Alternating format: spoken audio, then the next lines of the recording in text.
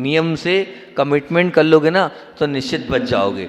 और आपका पुण्य है कि आपको गुरु समझा रहे हैं, बता रहे हैं, और उसके बाद भी अगर आप स्वीकार नहीं करोगे तो निश्चित मान के चलना कि आपके जीवन में अनर्थ हो जाएगा। मैं एक घटना सुनाता हूँ हमेशा, सुनो, मैं एक घटना सुनाता हूँ हमेशा ललितपुर की।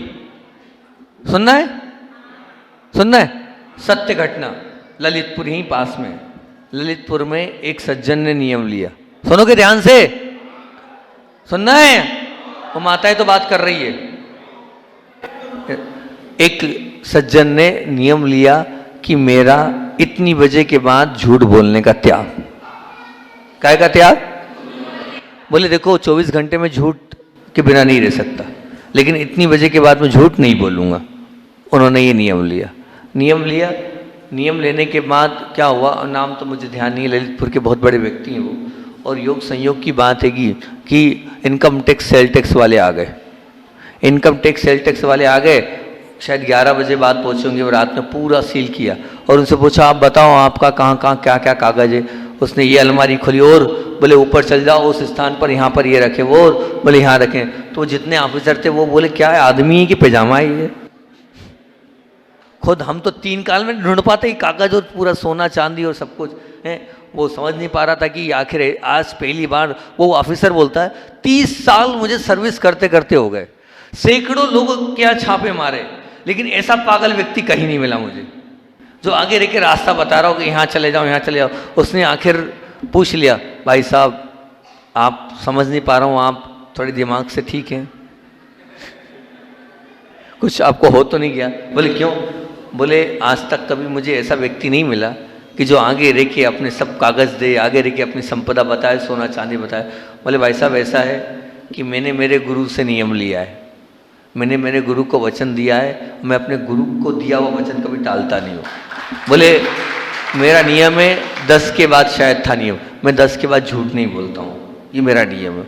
और आपने मुझसे आप आए हो इतनी बजे हो कि वो 11 जितनी बजे भी आप आए हो उतनी बजे आप आए हो, और इस समय जो है आप मुझसे जो पूछोगे मैं सच बोलूँगा 5 बजे तक। फिर कल भले ही झूठ बोल सकता हूँ 5 बजे के बाद, लेकिन इस समय तो मैं सच्चा ही हूँ। और मैं भले बर्बाद हो जाऊँ, सड़क पे जाऊँ, लेकिन जो नियम लिया है उसको तोड़ूंगा नहीं। प्राण चले जाए पर तो वो ऑफिसर बड़ा खुश हुआ, और खुश होने के बाद बोले जो व्यक्ति इतना सच्चा है और अपने गुरु के प्रति इतना समर्पित है, मैं इतना बड़ा पाप नहीं कर सकता। बोले आप तो, मैं पूरी रिपोर्ट्स में उसने लिखा मुझे कुछ नहीं मिला, वो लिख गया मुझे कुछ नहीं मिला। सोचो विचार करो। बोले जीवन में पहली बार जा रहा हूं मैं हर जगह जाता हूं केस बनाता हूं, पर पहली बार जा रहा हूं कि बिना केस बनाए जा रहा हूं तुम्हारे समर्पण और तुम्हारी भक्ति के कारण। तो ध्यान रखना मेरे से झूठ मत बोलना। एक भी व्यक्ति यहाँ से होकर उठ के गया और मुझको धोखा दिया तो ध्यान रखना मेरे साथ में रहने वाले छोड़ेंगे नहीं उसको। चल्लक जी के साथ भी और बहुत सारे लोग रहते हैं मेरे साथ, चिंता नहीं करना, ध्यान रखना। हाँ छोड़ेंगे नहीं उसको, हाँ बिल्कुल पक्का ध्यान रखना। तो जो नियम लिया है उसको भी अच्छे से पालना, और बिना नियम लिए उठना मत। और जो ऑनलाइन सुन रहे हैं वो भी ध्यान रखना, जो जिनवाणी में सुन रहे हैं वो भी ध्यान रखना, ठीक है ना, कि कुछ ना कुछ लिमिटेशन बना लेना। ठीक, इतनी बजे के बाद हम मोबाइल का प्रयोग नहीं करेंगे। छूट दे दी मैंने आपको कंडीशनली। कोई व्यापारिक या कोई आर्थिक या कोई सामाजिक या कोई गृहस्थी का कोई बहुत ज़्यादा मैटर हो उसमें आप कर सकते हैं, है ना। बाकी नहीं, फालतू की बात नहीं, बेमतलब के काम नहीं, बिना।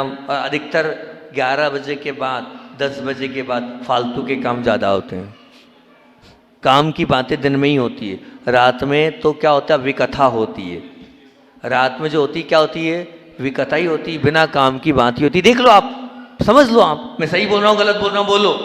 रात को 11 के बाद भी कथा नहीं होती, पाप के काम नहीं होते, उल्टे सीधे काम नहीं होते, 11 के बाद ही होते हैं, 12 के बाद ही होते हैं, है ना। ये मानिए बहुत कम की आप मान के लेना जो काम की बात होगी। तो इतना कमिटमेंट हो रहा है, सब लोग अपने अपने हिसाब से ले लेना। इतनी बजे के बाद हम मोबाइल का प्रयोग नहीं करेंगे। और फिर उसके बाद हम मोबाइल का इतनी देर के लिए क्या ले रहे हैं, मौन। क्या ले रहे हैं, मौन। वैसे मौन तो लेना नहीं है आपको, और वैसे मौन आप रख भी नहीं पाओगे, ठीक है ना। वो तो साधुओं का काम है, साधु जाने। और साधुओं के, मुझे एक बहुत अच्छी बात लगी पूज्य अभय सागर जी महाराज जी की। अभय सागर जी महाराज उससे आहार लेते हैं, बोले 1 घंटा मोल लो। का बढ़िया यार, अपन ही ऐसे महाराज जो बिना नियम के चलते हैं, हम ही ऐसे महाराज है जो बिना नियम कायदे के आएंगे। बाकी जो देखो पूज्य महाराज श्री को आहार देना हो तो 1 घंटे का क्या लो, मोल लो, जब जाके कहीं। और फिर सुनो, आरोन में जब मैंने चतुर्मास किया बिहार, तो आरोन वाले ने बोला बोले महाराज जी कम से कम अभय सागर जी एक काम तो अच्छा करा गए, क्या कम से कम मौन सिखा गए और जीना का तरीका सिखा गए। बोले मौन रहते तो सब दुनियादारी से बच जाते हैं। हम 1 घंटे तक तो साता से बैठते हैं और 1 घंटे तक तो, और मैं सच कह रहा हूँ, मैंने मेरे जीवन में जो मौन में कमाया है और मैंने जो मौन में पाया है, वो क्या बखान करूँ आपको मैं। वो एक अलग ही दिन थे, वो एक अलग ही स्वर्णिम समय था मेरा, और आज बोलकर वो कुछ नहीं पा रहा हूँ जो मैंने मौन रह के पाया है, जो मेरे जीवन के उत्कृष्ट काल है। 52 गजा में अभी मैं यहाँ से जब गया था चतुर्मास बामर के बाद अगला चतुर्मास, पूरे 5 महीने न किसी से को देखा और न किसी से बोला। 48 घंटे में एक बार एक आहार उपवास होता था, एक बार नीचे उतरता था 1 घंटे के लिए आहार के लिए। 47 घंटे न किसी को देखना और आहार में भी किसी को नहीं देखना। क्या जीवन जिया, असली आनंद ले लिया। वो अनुभूति आत्मा की क्या होती है, ये जो मेडिटेशन में कराता हूँ अलग अलग, पूरे 6 महीने में प्रयोग किए मैंने वहाँ रह के, घंटों एक साथ। और उसके बाद आप लोगों के बीच में ये दे रहा हूँ मैं, जितना दे रहा हूँ, जितना भी दे रहा हूँ ना, जो मंत्रों को मैं आपको बता रहा हूँ, मेरे अनुभूत है ये। मैंने अपने जीवन पे इसको क्या खुद को इन मंत्रों को पहले खुद के जीवन में उतारा और पाया, उसके बाद आप लोगों के बीच में दे रहा हूँ। तब कहीं जाकर अपने आप वो लोग बैठते, उनके सबका भला और अपने आप सब कुछ कल्याण होता चल रहा है। तो मौन आप रहो, निश्चित रूप से मौन से आप अपने आप में आ जाओगे। अपने जीवन को अच्छा और उत्कृष्ट आप इस मौन के माध्यम से बना सकते हो। इस मौन से अपने जीवन में है कोई ऐसा अभय सागर जी महाराज जी का पक्का और सच्चा भक्त, बहुत बढ़िया। 4 से 8 माताएं तो हैं जो मौन भी रहती है। मौन रहोगे तो निश्चित रूप से अपने जीवन को आप महान बना पाओगे, नहीं तो नहीं महान बना पाओगे। और अब बाकी के बिंदु का समय बचा नहीं है निश्चित। अब तीसरा 1-1 मिनट में इन तीनों को छोड़कर अपनी बात को नाम दे देता हूँ कि रंज को छोड़ने वाला। तो इतना कर लेना, आगे मौका मिला और आपने बुलाया तो इस पर बहुत अच्छे से बात करूँगा, ठीक। कभी आपको लगे कि हमारे जी थोड़े बहुत अच्छे लगे कि नहीं लगे?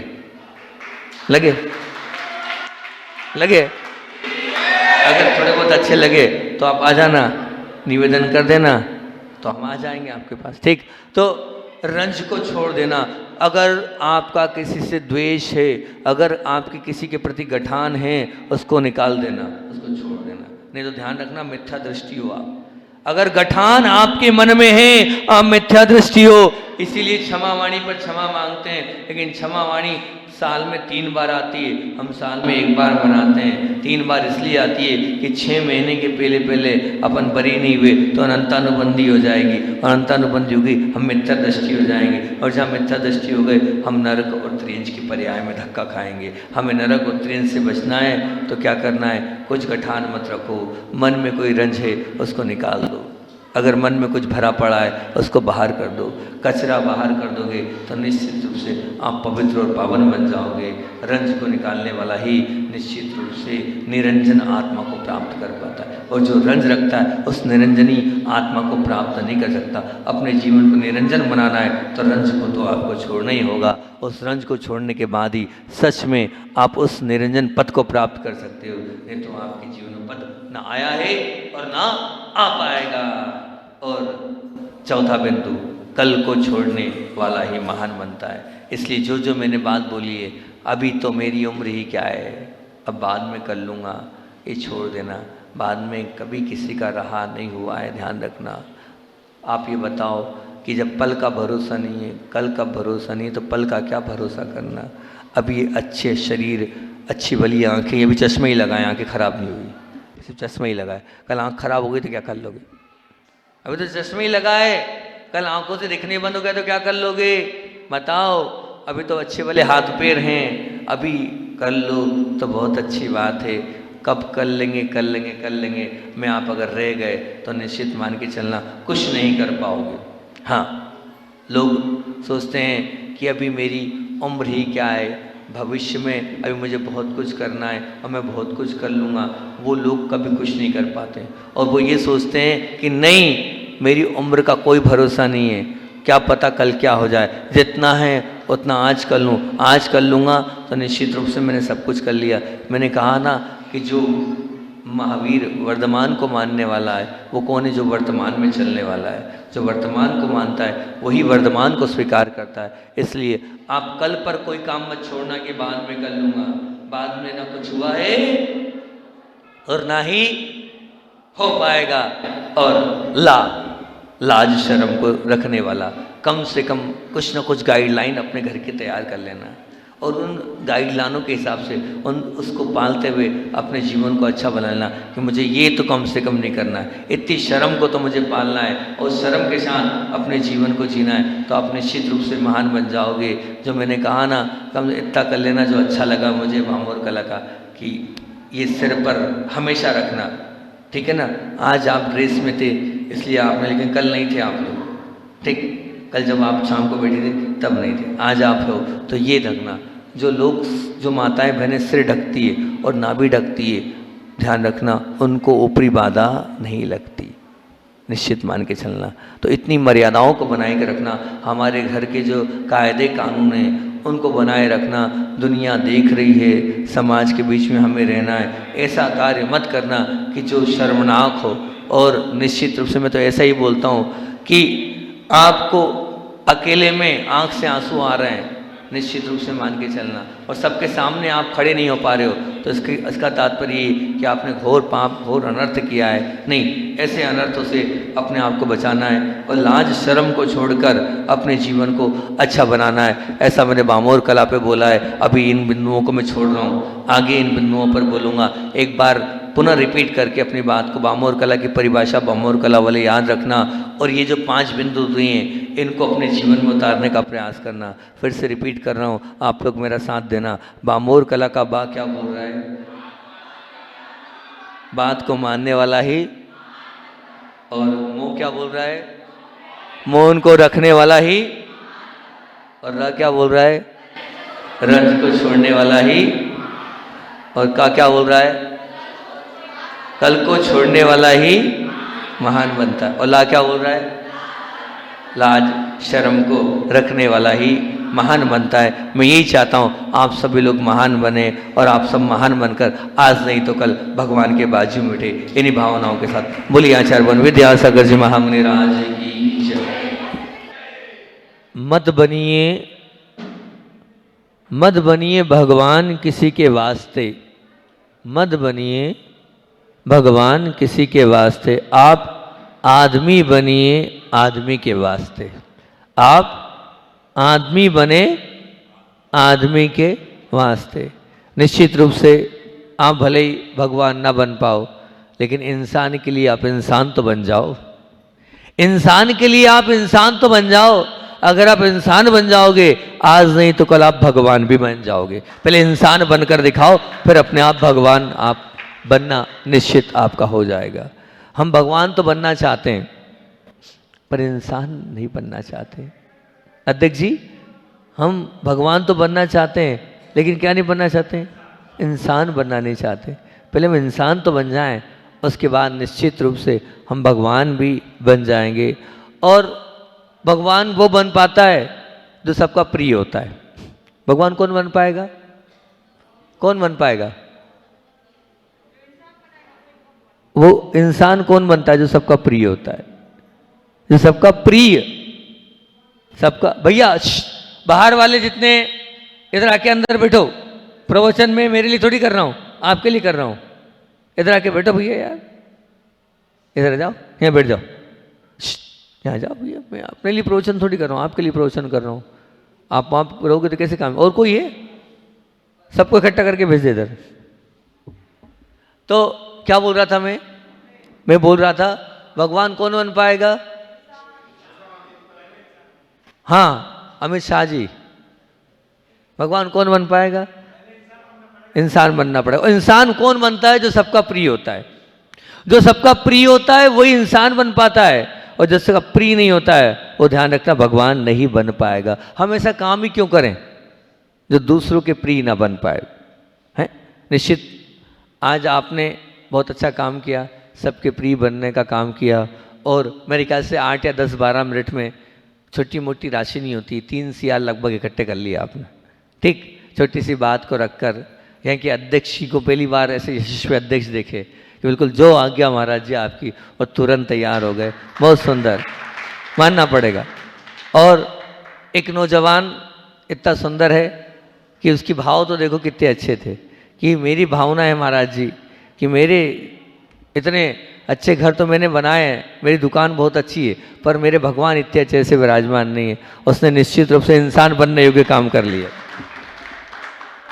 और मैंने जो आज आप लोगों से बात बोली, क्या बोली आज आप लोगों से जो बात बताई कि निश्चित कभी भी ध्यान रखना।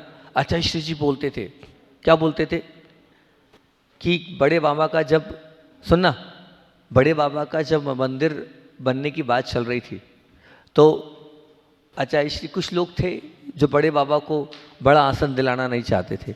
वो बोलते थे, अब कुछ ही बोले, वो सारे तो खत्म हो गए थे, वो चाहते थे पुरातत्व खत्म हो जाएगा, ये हो जाएगा, वो हो जाएगा, ऐसा होगा वैसा होगा। खूब विरोध किया, खूब कोर्ट केस किए, खूब किया। आचार्य श्री ने वेदना व्यक्त, आचार्य श्री जी ने क्या वेदना व्यक्त करी उन लोगों के लिए जो लोग अंतराय डाल रहे थे, जो लोग कोर्ट कचहरी घूम रहे थे, वही अपने भाई, अपने रिश्तेदार, अपने सगे संबंधी, वो उन लोगों के लिए आचार्य श्री ने इतनी सद्भावना दी कि ये भगवान के साथ तीव्र पाप कर्म का बंद कर रहे हैं, आपको ऊंचा आसन देने में, आपको अच्छे स्थान पर बिठाने में अंतराय कर्म का बंद कर रहे हैं। इनका क्या होगा मुझे चिंता है।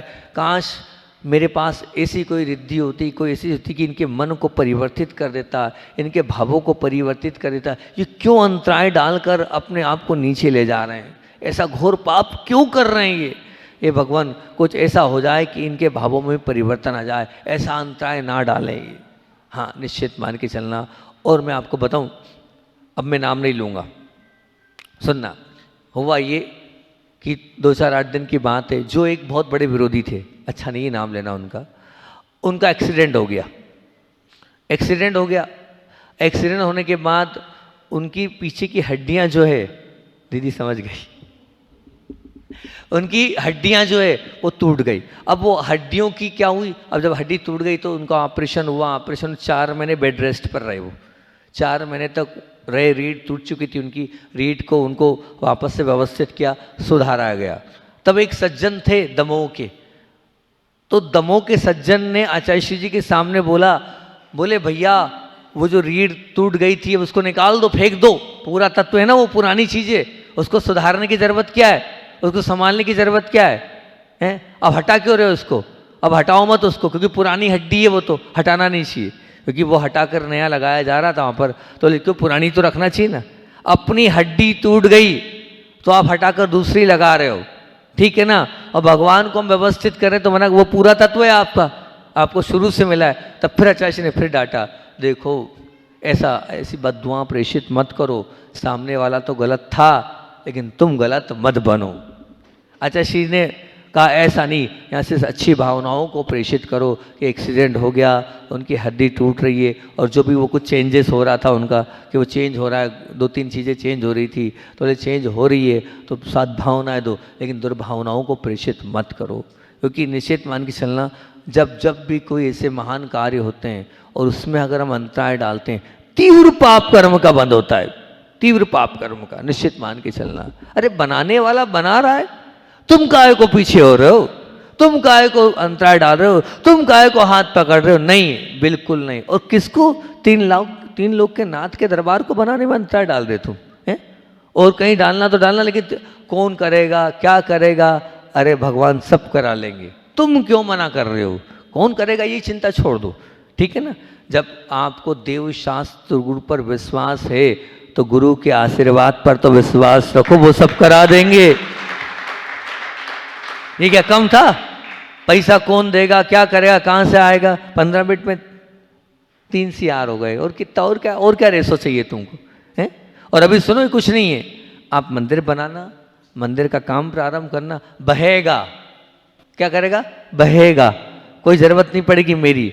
मैंने तो कह दिया कि मैं करोड़पति बाप का बेटा हूँ, आचार्य विद्यासागर का बेटा हूँ, मेरे पास कोई कमी नहीं है, लेकिन आपको मेरे पास आना ही नहीं पड़ेगा। आएंगे, अपने आप बहेगा, पैसे के लिए आना नहीं पड़ेगा, बस आशीर्वाद के लिए निश्चित आशीर्वाद तो था। हाँ, आशीर्वाद तो था तभी तो यहाँ तक आए हम।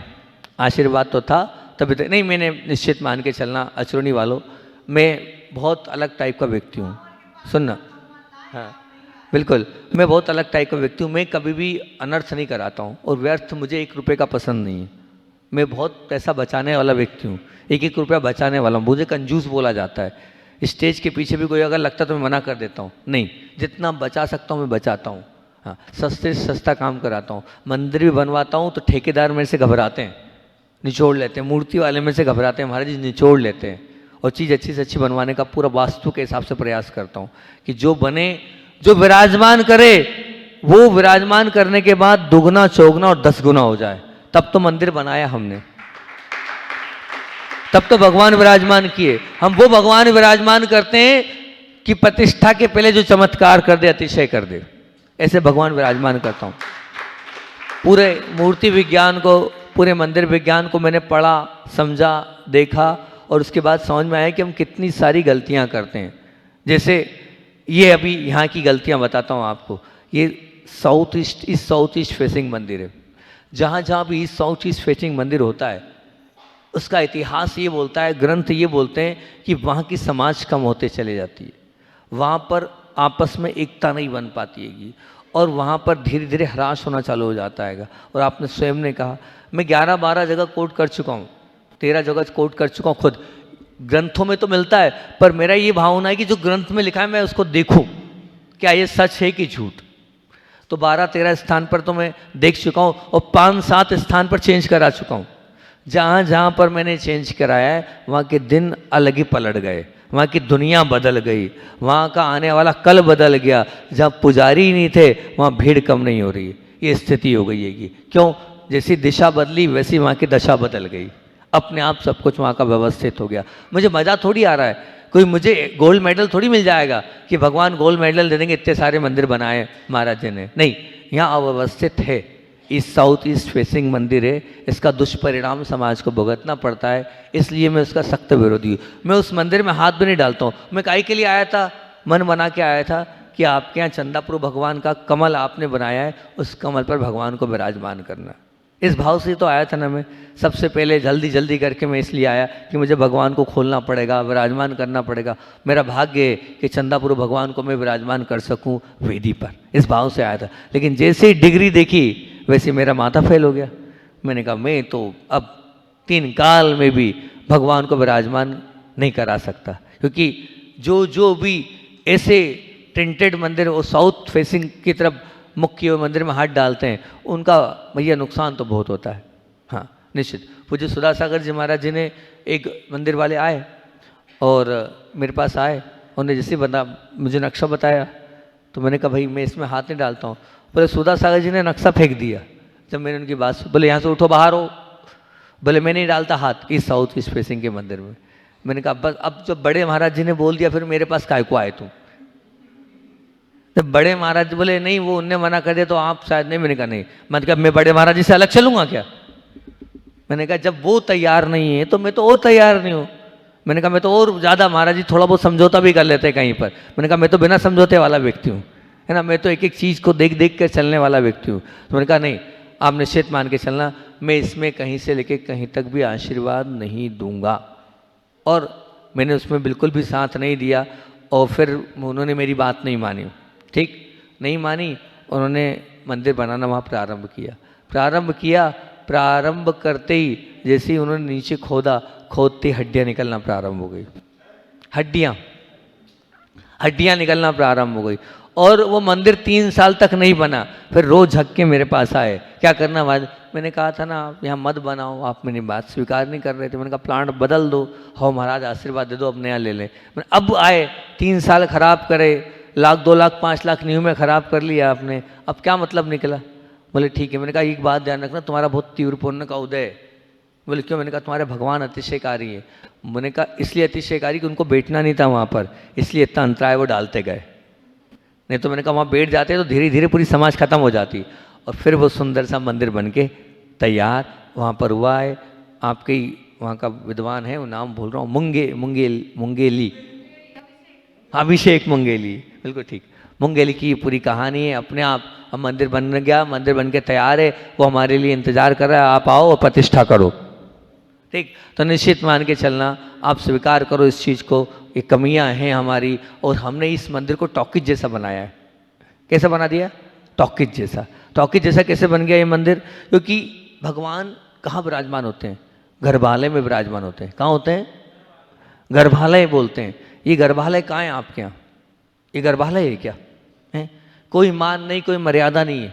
भगवान, एक बात मुझसे बोलते, महाराज जी गर्भालय में भगवान पेक हो जाते हैं, भगवान दिखते ही नहीं है, सबको दर्शन नहीं होते।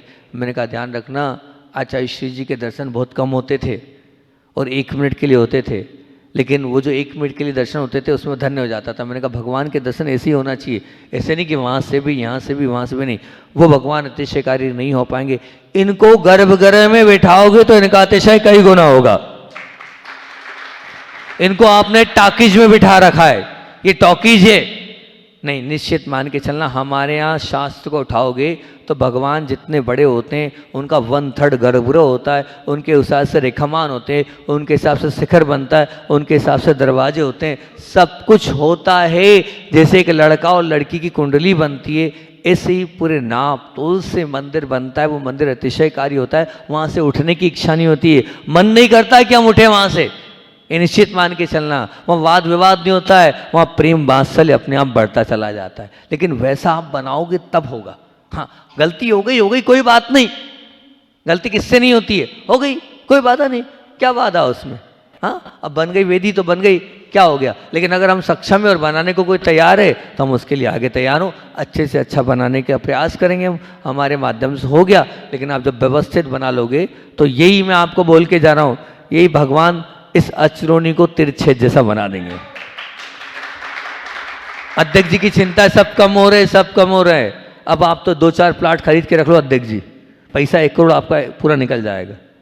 ठीक है ना, लोग आना चालू हो जाएंगे, मंदिर व्यवस्थित बनेगा, भगवान व्यवस्थित बनेंगे, अपने आप लोग यहाँ पर आएंगे।